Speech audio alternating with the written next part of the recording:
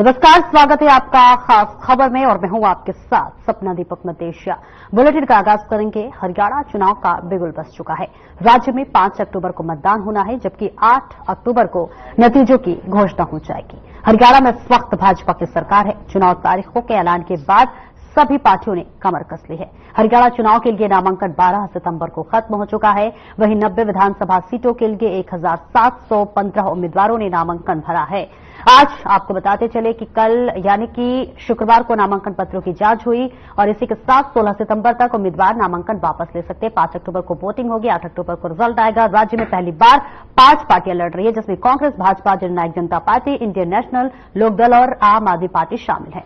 इसमें JJP, Azad Samaj party, SP और INLD Bahujan Samaj party के साथ गठबंधन में चुनाव लड़ रही है। वहीं कांग्रेस ने इंडिया अलायंस के तहत एक सीट सीपीआईएम को दे दी और इस चुनाव के बड़े चेहरों में रेसलर विनेश फोगाट, कबड्डी टीम के पूर्व कप्तान दीपक हुड्डा, देश की सबसे अमीर महिला सावित्री जिंदल और वही केंद्रीय राज्य मंत्री राव इंद्रजीत सिंह की बेटी आरती राव, पूर्व मुख्यमंत्री चौधरी भजन लाल के बड़े बेटे चंद्रमोहन और पोता भव्य बिश्नोई, पूर्व मुख्यमंत्री बंसी लाल की पोते अनिरुद्ध चौधरी और पोती श्रुति चौधरी, रेवाड़ी से लालू यादव के दामाद चिरंजीव राव और वही नो हिंसा के आरोपी मामन खान, मुख्यमंत्री नायब सैनी और पूर्व मुख्यमंत्री भूपेंद्र सिंह हुड्डा एवं पूर्व गृह मंत्री अनिल विज, पूर्व डेप्यूटी सीएम दुष्यंत चौटाला शामिल है। अगर हम भाजपा की बात करें तो पार्टी ने हरियाणा विधानसभा चुनाव के लिए गुरुवार देर रात 40 स्टार प्रचारकों की सूची जारी कर दी है। सूची में प्रधानमंत्री नरेंद्र मोदी, अमित शाह, जेपी नड्डा जैसे दिग्गज शामिल हैं, तो वहीं बीजेपी सभी 90 सीटों पर उम्मीदवारों की घोषणा कर चुकी। स्टार प्रचारकों की सूची में केंद्रीय मंत्री राजनाथ सिंह, नितिन गडकरी, पूर्व मुख्यमंत्री मनोहर लाल, शिवराज सिंह चौहान और पीयूष गोयल सहित तमाम नेता है। वहीं कई राज्यों के मुख्यमंत्री भी हरियाणा चुनाव में हैं, जहां योगी आदित्यनाथ, मोहन यादव और इसी के साथ साथ भजन लाल शर्मा और असम के मुख्यमंत्री हेमंता बिस्वा शर्मा और इसी के साथ साथ उत्तराखंड के मुख्यमंत्री पुष्कर सिंह धामी भी शामिल है। वहीं हरियाणा में विधानसभा चुनाव के लिए कांग्रेस ने आज स्टार प्रचारकों की सूची जारी कर दी है और इस लिस्ट में आपको बताते चले कि सोनिया गांधी हैं, राहुल गांधी हैं, तो वही आपको बता दें पूरा गांधी परिवार हरियाणा में वोट मांगेगा। इसमें खास बात यह है कि हाल ही में कांग्रेस में शामिल हुए कुश्ती खिलाड़ी बजरंग पुनिया और विनेश फोगाट को भी स्टार प्रचारकों में शामिल किया गया है। कांग्रेस दोनों के जरिए पूरे हरियाणा में चुनाव प्रचार करेगी और इसके अलावा पूर्व मुख्यमंत्री भूपेंद्र सिंह हुड्डा, सांसद कुमारी शैलजा, राज्यसभा सांसद रणदीप सुरजेवाला, सांसद दीपेंद्र हुड्डा के नाम शामिल है। वहीं आपको बता दें कि कांग्रेस की तरफ से की गई तैयारियों के मुताबिक लोकसभा में विपक्ष के नेता राहुल गांधी, प्रियंका गांधी और कांग्रेस अध्यक्ष मल्लिकार्जुन खड़गे रोहतक, हिसार, करनाल, अंबाला और इसी के साथ साथ गुरुग्राम लोकसभा क्षेत्र में रैलियां करेंगे और हर नेता की 3 से 4 रैलियां होंगी। बड़े नेताओं की रैलियां वहां ज्यादा होंगी जहां कांग्रेस की स्थिति कमजोर है और स्टार प्रचारकों की डिमांड ज्यादा है। तो इस बीच आपको बता दें कांग्रेस ने देर रात अपने 40 स्टार प्रचारकों की सूची जारी कर दी है और इसमें गांधी परिवार जो है वो शामिल है, जहां आपको बता दें राहुल गांधी, सोनिया गांधी और इसी के साथ साथ प्रियंका गांधी वाड्रा भी शामिल है और इसमें विनेश फोगाट और बजरंग पुनिया भी स्टार प्रचारकों की सूची में शामिल हैं। तो आपको बता दें हरियाणा में चुनावी बिगुल बज चुका है। तमाम पार्टी जो है अब चुनावी मैदान में उतर चुके हैं और वही आपको बता दें आम आदमी पार्टी भी बेहद उत्साहित के साथ चुनावी मैदान में पूरे जोश के साथ उतरती हुई नजर आ रही, क्योंकि कल आप संयोजक मुख्यमंत्री जो है अरविंद केजरीवाल की जमानत पर जो वो आ चुके हैं और इसके बाद से आम आदमी पार्टी में वो खुशी की लहर देखी जा रही है, जिसके बाद से अब हरियाणा में आम आदमी पार्टी पूरे नए कलेवर के साथ, जोश के साथ उतरती हुई नजर आ रही है। और इस बीच आपको बता दें कि बीजेपी ने गुरुवार देर रात अपनी 40 स्टार प्रचारकों की सूची जारी कर दी, तो वहीं देर रात कांग्रेस ने भी अपनी 40 स्टार प्रचारकों की सूची जारी कर दी। और इस बीच आपको बता दें कि हरियाणा में किसकी होगी जीत, किसकी होगी हार, ये 8 अक्टूबर को पता चलेगा, लेकिन उससे पहले तमाम नेता मंत्री जो है अब चुनावी मैदान में उतरकर सभी अपनी अपनी जो है तैयारी वो को और आगे बढ़ाते हुए नजर आ रहे हैं। और इस बीच आपको बता दें कांग्रेस की बात करें तो वहां देखिए आम आदमी पार्टी की तरफ से गठबंधन की बात को लेकर असमंजस की स्थिति देखी जा रही है, तो वही हरियाणा में अब आपको बता दें कि लगातार कांग्रेस जो है बीजेपी से 10 साल का हिसाब मांग रही है और ऐसे में बीजेपी भी अपनी चुनावी बिगुल फूंक दी और देखना दिलचस्प होगा कि आखिरकार आगे का क्या कुछ रणनीति होती है।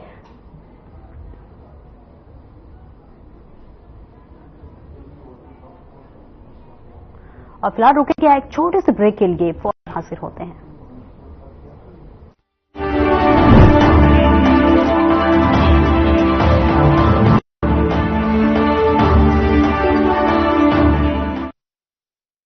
पीछे देखो पीछे नुए हमने 5-6 करती आई है अब पहले की सरकार कदे हमने बांट के कदे आपस में लड़वा के पर जब तक हमने बीजेपी ते वोट दिया है ना हम नॉन स्टॉप आगे बढ़ते गए हैं। स्पोर्ट्स में आ गए, स्टार्टअप में आ गए, खेती बाड़ी में आ गए और इंफ्रास्ट्रक्चर में आ गए। जब तक हमने अपनी बीजेपी पे इतना विश्वास है ना कि इन परिवारवादियों की पिछड़ी हुई सोच पे। नॉन स्टॉप विकास, बीजेपी पे विश्वास।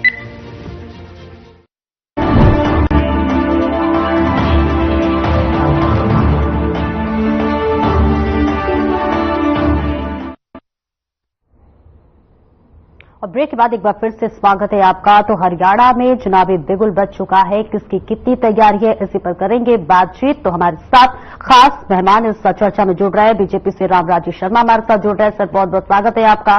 कांग्रेस से संजय कुमार हमारे साथ जुड़ रहे हैं। सर आपका भी बहुत बहुत स्वागत है। रामराजेश शर्मा जी आपके पास आऊंगी। देखिए लगातार आपकी पार्टी में आपके तमाम दिग्गज नेता अब साथ छोड़कर जाते हुए नजर आ रहे हैं। ऐसे में सवाल ये है कि हरियाणा में बीजेपी अपनी नैया कैसे पार करेगी?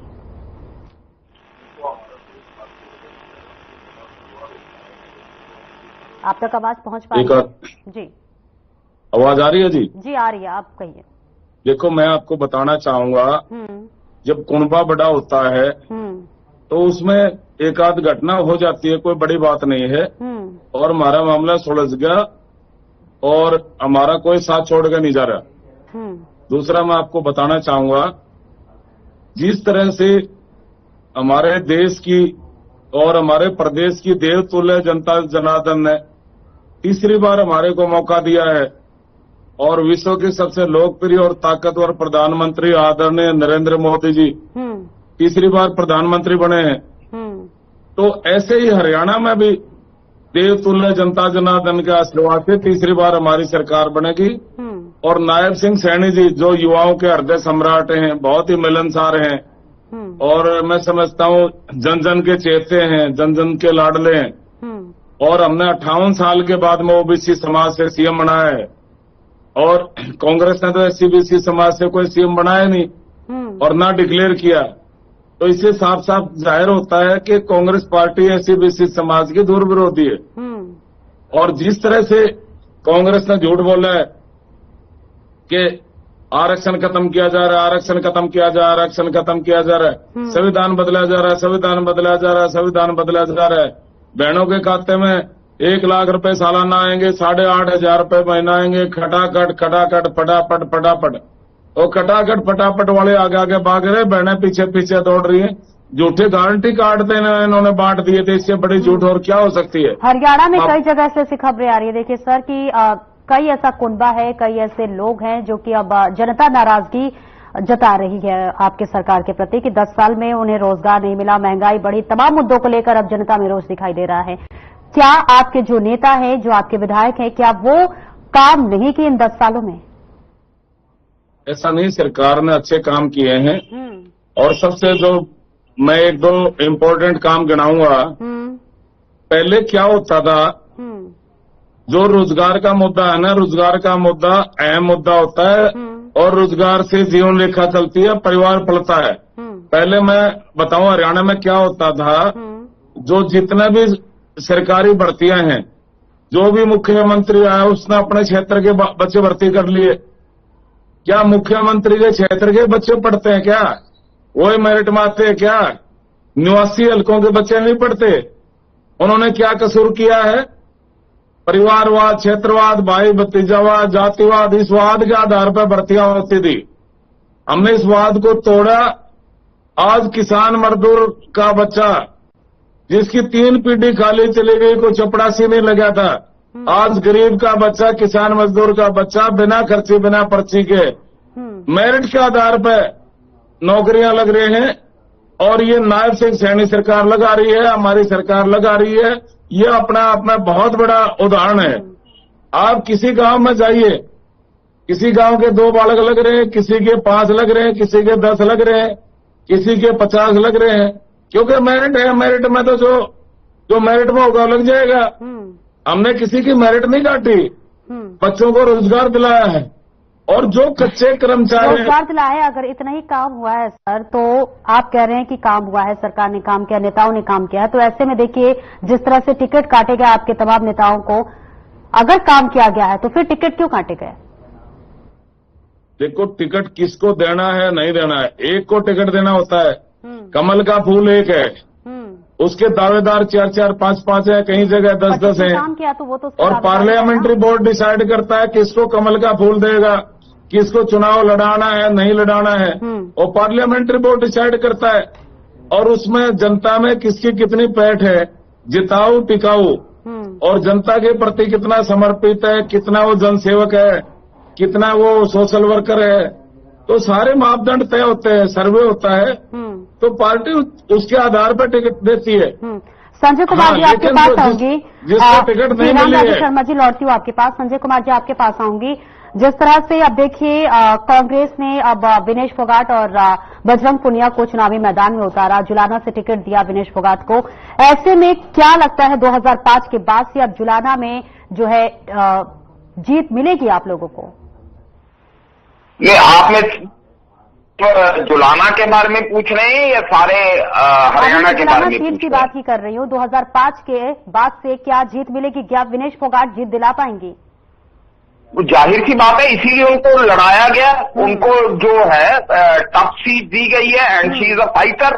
उनको कोई भी ऐसी सीट दी जा सकती थी कि जो वो बड़े आसानी से जो है वो निकाल सकती थी, लेकिन उन्होंने खुद भी कहा और हमारे भी नेतृत्व का ये फैसला था कि शी इज अ फाइटर, और उनको जो है वो ऐसी सीट दी जाए जो हमारे खाते में 1966 के बाद सिर्फ 3 बार आई है।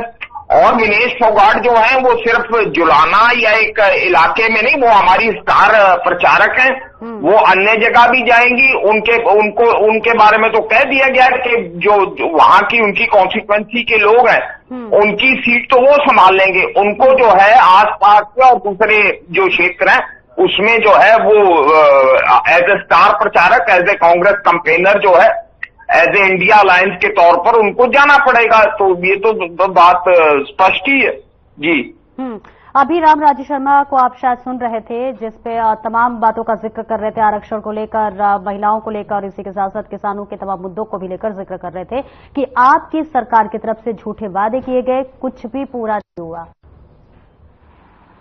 देखिए, सवाल ये है, हमने ये हमारे जो बात कर रहे हैं खटाखट, इन्होंने भी लखपति बहनों की बात की थी कि हम बहनों को लखपति बना लेंगे। वो बहनें भी इनको ढूंढ रही हैं। हमारी तो टर्म्स एंड कंडीशन अप्लाई थी। यदि हम सत्ता में, सेंटर में आते तो आप हमसे क्वेश्चन कर सकते थे। हमने कभी नहीं कहा कि हम जो है वो किसी के डकैती मारकर जो है वो पैसे बांटेंगे या अपने घरों से चंदा ला के देंगे या पूंजीपतियों से चंदा इकट्ठा करेंगे। हमने जो वादे किए थे हमने उनको पूरा किया। यदि हमने राइट टू एजुकेशन बिल लेकर आए, हमने वो किया। यदि हम मनरेगा लेके आए, हमने उसको पूरा किया। जब हम लैंड रिफॉर्म की बात करते रहे, जिम्मेदारी जो उन्मूलन कानून है वो हिंदुस्तान भर में इफेक्टिवली लागू हुआ।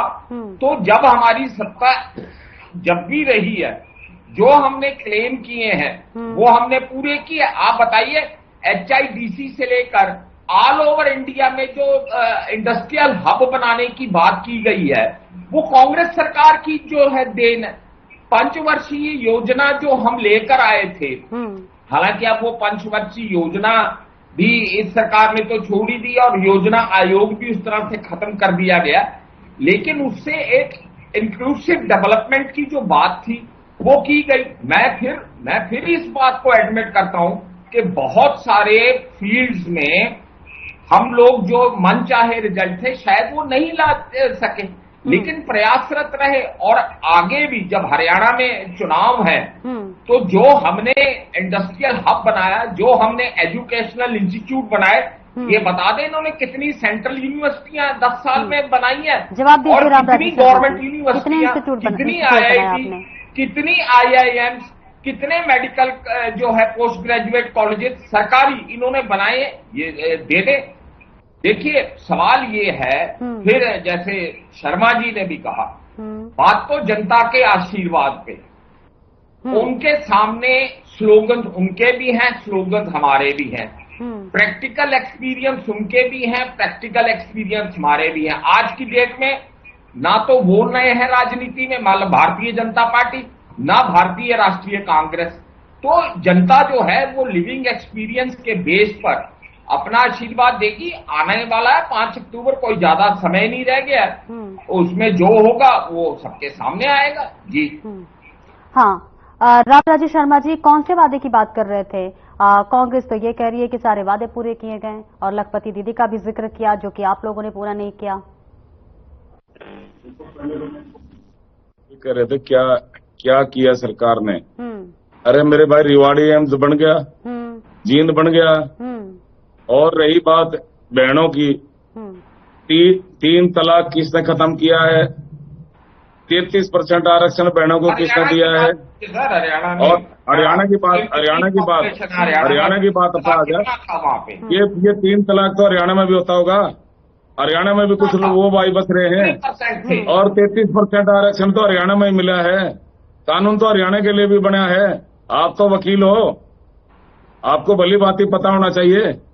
अच्छा, दूसरा, ये इनके टाइम में क्या होता था, ये सस्ते भाव में जमीन हड़प लेते थे किसान की, और महंगे भाव में बिल्डर को बेच देते थे। आज किसान का बेटा, मजदूर का बेटा, गरीब का बेटा हमारा मुखिया है, हमारे प्रदेश का मुख्यमंत्री है, और उन्होंने खुद भी किसानी करी है।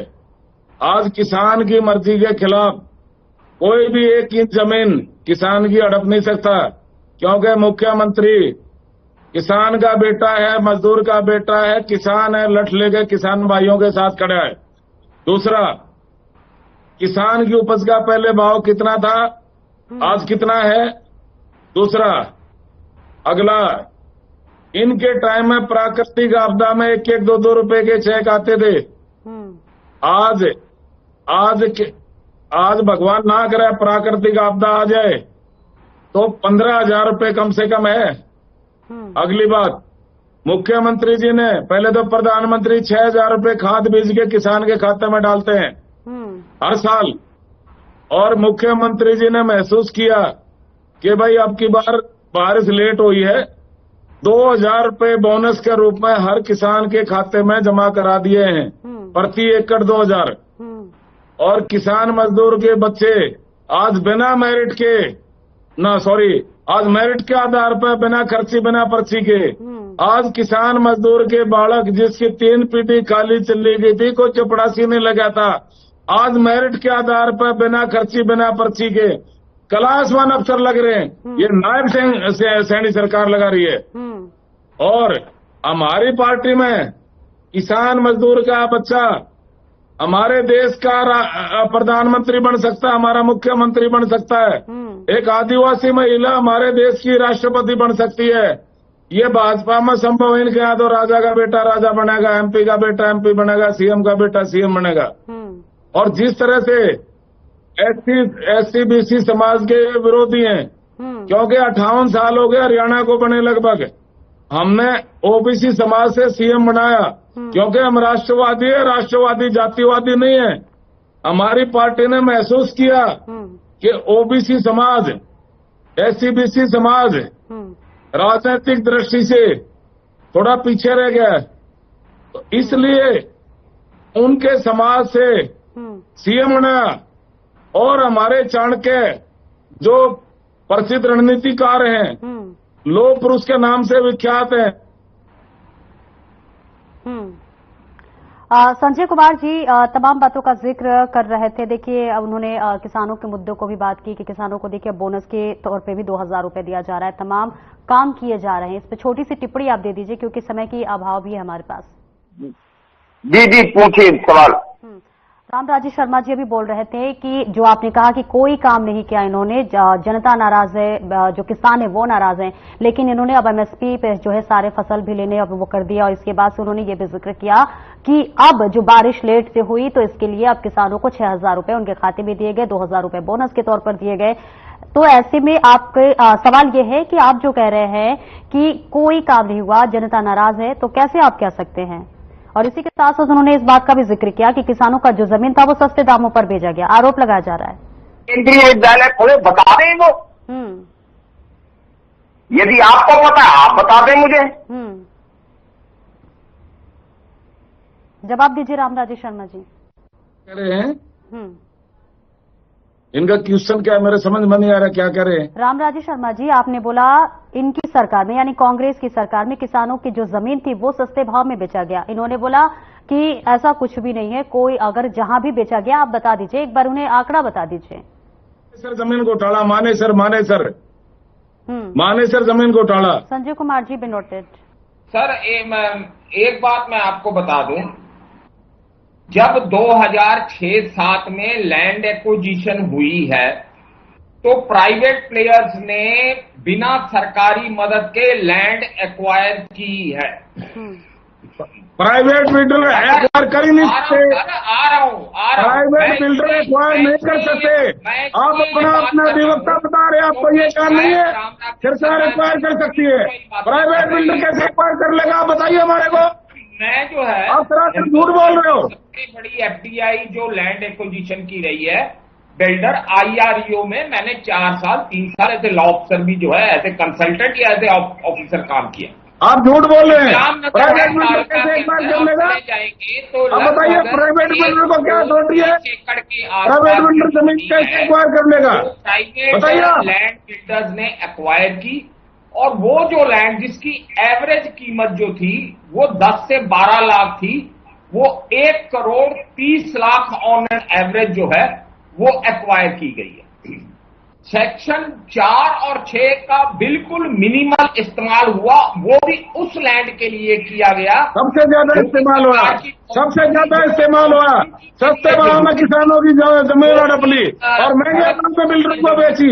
ऐसा इतिहास में पहली बार हुआ है, हरियाणा में पहली बार हुआ है। सबसे ज्यादा इस एक्ट का इस्तेमाल। देखिए समय का हमारे पास बहुत अभाव है, चर्चा को फिलहाल यहीं पे जो है समाप्त करेंगे और कल फिर से जुड़ेंगे इसी समय और इसी मुद्दे पर होगी चर्चा। आप दोनों का बहुत बहुत शुक्रिया इस खास चर्चा में जुड़ने के लिए। फिलहाल हरियाणा में देखिए चुनावी बिगुल बज चुका है, किसकी होगी जीत किसकी होगी हार 8 अक्टूबर को पता चलेगा। फिलहाल मेरे साथ इस चर्चा में इतना ही, दीजिए इजाजत, नमस्कार।